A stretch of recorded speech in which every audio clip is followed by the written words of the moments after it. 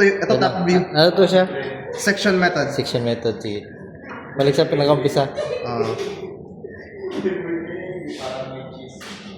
Ganito yun, top view. Ito yung front view. Sabi natin sa front view to.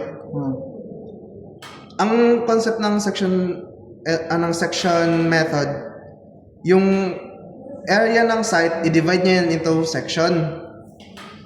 Ganyan. Gets naman to, di ba? Ito, mataas na area yung maliit. Ganyan. Sabihin natin ganito. Kunyari, ito, ilagay ko muna itong isulat ko muna itong area. Ang area. Area cut. Teka lang, sunatin mo muna ito.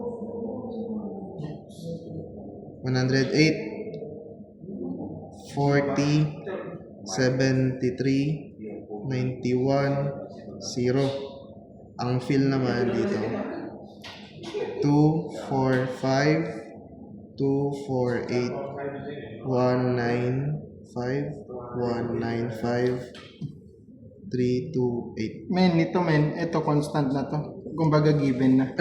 Kapag sa actual area kasi ito yung area. Kumbaga, kunyari, ito yung section na kunin natin. Kunyari, ito siya, itong station 3. Station 1, station 2, 3, 4, 5. Sabihin natin itong kunin natin ito. 3. Itong station 3. History. Sabi dito sa station 3, ang area daw ng cut mo is 73. Ang cut mo, ito yung mataas na portion ng lupa. Ito yun, ang area nito ay 73. Tapos ang fill mo naman, 195. Ang area daw nitong mababa na portion Negative is 175. 195. 195. Hindi yan, negative. Hindi.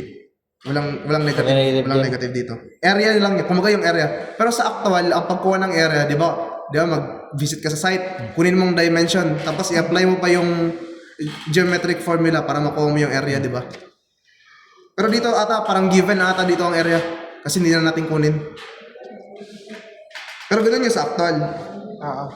Tapos, sa section method, merong equal na intervention. Tulad dito, ang daw dito is 20 ang spacing. So meron yan siya dito, equal yan siya 20 and so on. So lagay ko dito 20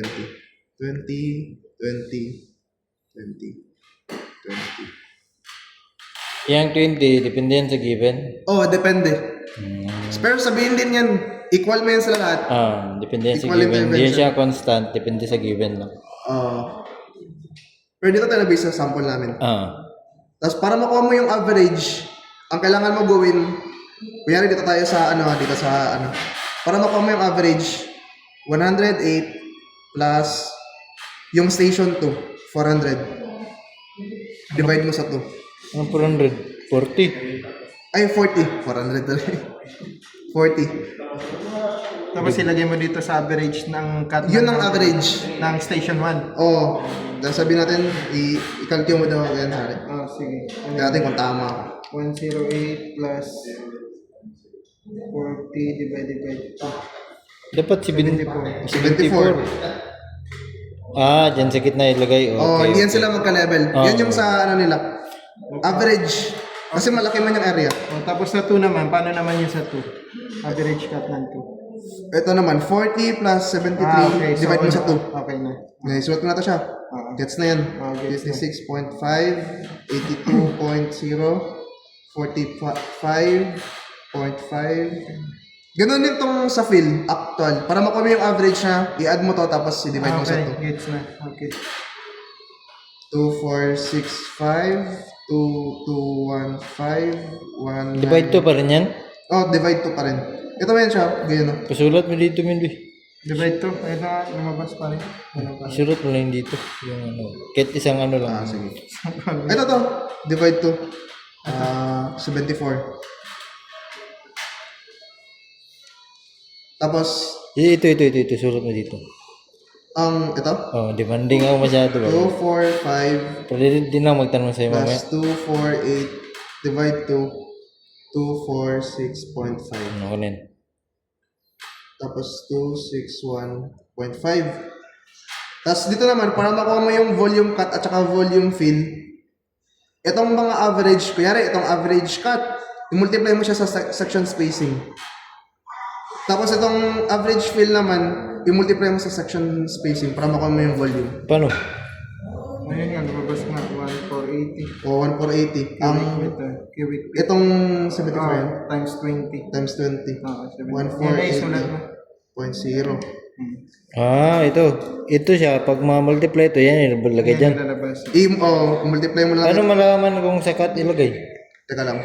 Yung ano, kasi bawat station na yan, meron na yan Ay, siyang ano, hindi na siya tulad yung kanina. Sin sakat siya. Lahat ito. Sakat din. Ang sagot dito. Sakat ilagay. Oo, ganun. Volume cut.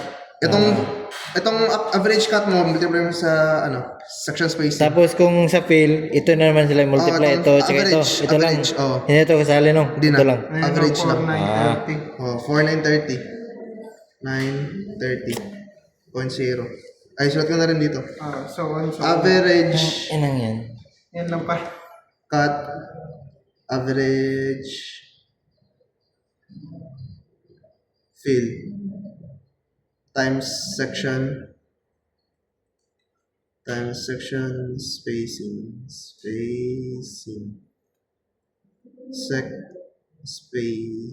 spacing vol cut vol fill. Ganun lang siya.